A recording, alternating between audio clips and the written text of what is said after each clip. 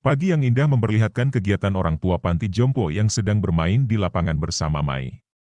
Tak lama pesawat Jamal pun datang dan membuat kerusuhan. Kejadian itu muncul tiba-tiba, bahkan seorang kakek di sana sudah pesimis karena perang terus-terusan. Mai pun dipanggil oleh rekannya dan memulai pertempuran yang dipimpin oleh Jera itu di tengah kota. Tak lama seorang pria asing menyerang di Fighter. Dia adalah Nero, seorang pengembara dari dimensi lain. Melihat skill yang dimiliki Nero, Jera tertarik merekrutnya ke kelompok Jamal. Jera pun membawanya menghadap sang kaisar. Namun kemampuannya diragukan oleh Blackbeard. Siapa sangka Nero dapat berteleportasi dalam sekejap ke belakangnya Blackbeard. Akhirnya Nero pun menyetujui untuk bergabung dengan Jamal dengan gaji 4 kali UMR Bekasi. Di tempat Fighter, mereka masih kebingungan dalam mencari jejaknya Nero. Tak disangka Nero muncul di hadapan mereka. Namun Nero tidak berniat untuk bertempur. Dia malah memperkenalkan dirinya kepada Fighter dan bersedia untuk mengalahkan Goum sendirian. Dia juga mengatakan kalau dia mengikuti Jera hanya untuk menjadi penyusup saja. Mai sangat senang mendengarkan hal itu. Namun Nero tidak akan mengalahkan Goum secara gratis, dia meminta bayaran kepada Fighter. Walaupun Takuya dan Katagiri menolak, namun Mai tetap mempercayai Nero dan mengambil semua tabungannya untuk membayar Nero. Walaupun tabungannya masih kurang, Mai berjanji akan segera membayar kekurangannya sesegera mungkin. Mai pun mulai bekerja sampingan, pengatur jalan, pengantar koran, pelayan toko, dan pekerjaan halal lain. Ternyata mudah sekali mencari dan gonta-ganti pekerjaan di daerah mereka.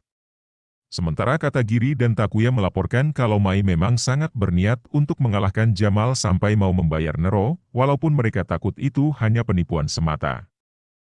Di markas Jamal, tampak Nero sedang dijamu makan oleh Jera. Setelah makan ia pun pergi, para prajurit receh Jamal tetap mengawalnya agar tidak melenceng dari tujuan awal yaitu mengalahkan Fighter. Rupanya tujuan Nero selama ini adalah untuk mencari uang belaka dari kedua belah pihak. Suatu ketika Mai mendatangi Nero dan membayar kekurangan gajinya. Namun hal itu diperhatikan oleh Blackbeard yang memarahi Nero dalam mencari untung. Nero yang licik ini pun segera kabur meninggalkannya. Di sebuah taman, tampak dia sudah mengumpulkan banyak uang dari kedua belah pihak. Lalu ia didatangi oleh Mai yang memberikan kekurangan gajinya. Tak lama prajurit Jamal juga melihat hal itu dan kejar-kejaran pun terjadi.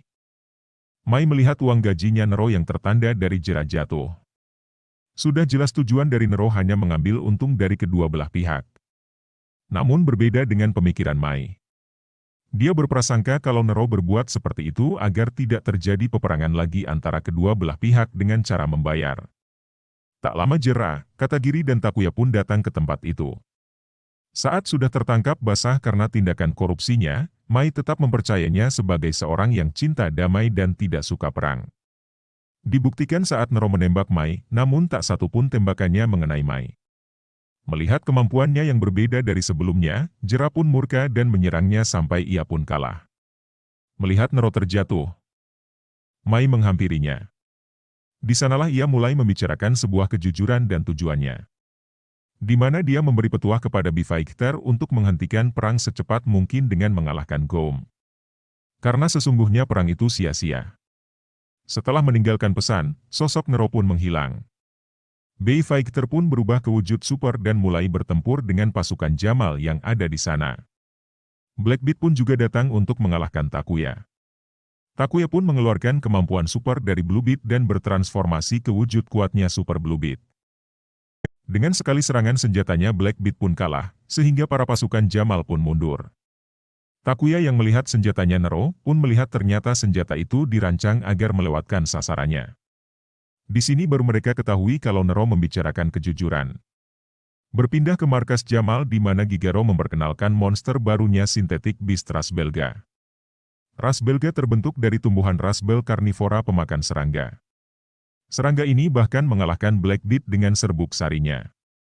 Berpindah ke markas Mang Odik di mana bapak itu sedang terus mengembangkan potensi Mega Hercules. Tak lama mereka mendengar berita kekacauan di tengah kota. Para Fighter pun ke tengah kota dan melihat Gigaro. Di sana Gigaro memunculkan monsternya ras belga. Mengeluarkan serbuk sari andalan, para serangga mesin pun tak berkutik. Mang Odik yang melihat dari televisi teralihkan dengan seorang perempuan di tempat kejadian. Bifaichter melihat menggunakan senjata pun tak ada artinya di depan Ras Belga. Tak lama terlihatlah seorang perempuan yang dikejar oleh Mang Odik. Dan ternyata perempuan itu bernama Sayuri yang merupakan cinta lamanya dulu waktu kuliah. Sayuri waktu anak-anaknya juga berperan di Kabutaku. Sayuri juga seorang ilmuwan yang sama dengan Mang Odik. Sayuri memerintahkan Bifaichter untuk mundur sementara karena tumbuhan Rasbel adalah musuh alaminya serangga. Akhirnya Mang Odik memperkenalkan cinta pertamanya itu kepada Bifaichter. Mang Odik menceritakan kalau ia dan Sayuri adalah sesama peneliti. Di mana Mang Odik peneliti serangga, dan Sayuri peneliti tumbuhan di mana suatu ketika mereka putus untuk mengejar cita-citanya. Sayuri menjelaskan kalau ia tahu akan kelemahan dari tumbuhan Rasbel. Sayuri mengajak Bifaichter dan Mang Odik ke gubuk kecil miliknya. Di mana di sana terdapat sebuah pohon yang berbuah. Buah itu hasil dari rekayasa genetik penelitiannya Sayuri. Tumbuhan itu diklaim menjadi musuh alaminya tanaman Rasbel. Tak lama tumbuhan itu pun diserang oleh Gigaro dan Ras Belga. Bifaichter pun mencoba melakukan perlawanan, namun lagi-lagi Ras Belga bukan level mereka. Katagiri dan Mai pun berhasil ditangkap dan dimasukkan ke dalam tumbuhan itu. Sementara Takuya masih mencoba melakukan perlawanan sampai ia pun kalah. Di sisi lain, Mang Odik mencoba mengalahkan Gigaro yang mencoba mengganggu Sayuri. Namun itu sia-sia saja. Tak lama Sayuri mengatakan kalau dia masih mempunyai kebun cadangan untuk buah rekayasa genetik yang ia punya. Namun Sayuri tidak mau memberitahu Gigaro.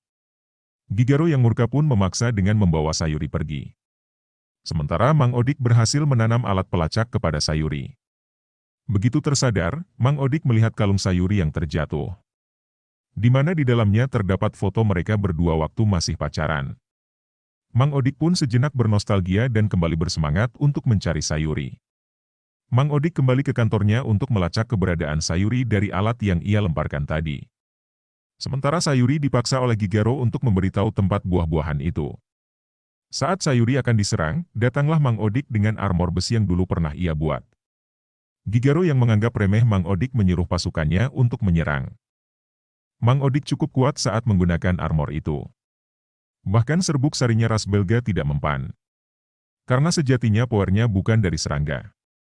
Mang Odik pun bertempur sekuat tenaga. Namun karena kurangnya pengalaman, ia pun kalah. Saat Gigaro sudah merasa menang, ternyata ia kena prank dan akhirnya Mang Odik berhasil menyelamatkan Sayuri. Gigaro yang menyerang berhasil dihentikan oleh Takuya yang baru sadar.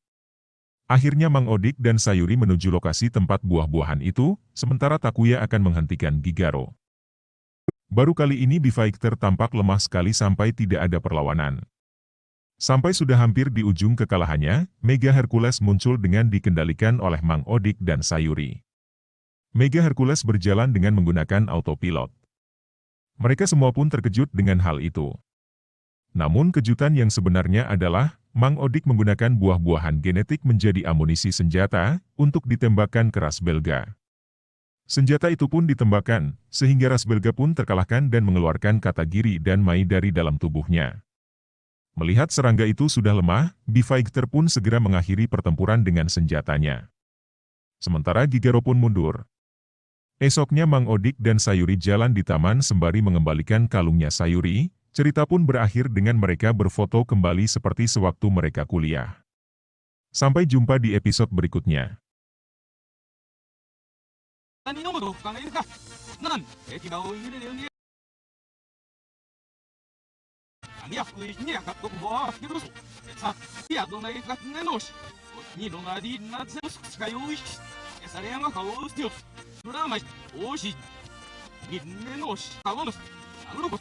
Descansando mais, tudo só até a hora em amor e catando-nos.